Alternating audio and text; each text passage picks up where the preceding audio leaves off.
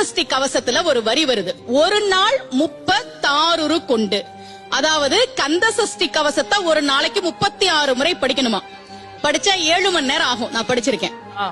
ஆனா கலியுகத்துல கந்த சஷ்டி கவசத்தை ஒரு நாளைக்கு 36 முறை படிக்கிறதுக்கு நேரம் இருக்காதுன்னு தான் அதுலயே சூட்சுமமாக ரகசியமாக ஒரு விஷயம் சொல்லப்பட்டிருக்கு. முருகனுடைய அருளால் நான் தெரிஞ்சுக்கிட்டேன். அதை நான் உங்களுக்கு சொல்றேன்.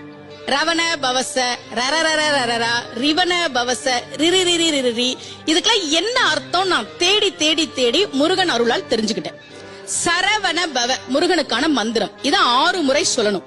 இப்ப சாவ தூக்கி பின்னாடி போட்டீங்கன்னா ரவண பவச, அத 6 முறை சொல்லணும். இப்ப ராவ தூக்கி பின்னாடி போட்டா வனப வசர, வாவ தூக்கி பின்னாடி போட்டா நபவ சரவ, இப்ப நாவ தூக்கி பின்னாடி போட்டா பவ சரவண, பாவ தூக்கி பின்னாடி போட்டா வசர வனப.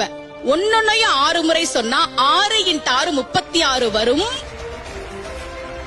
இப்படி சொன்னால் 5 நிமிஷத்துல சொல்லிடலாம். கந்த சஷ்டி கவசத்தை 36 முறை சொன்ன பலன் கிடைக்கும்.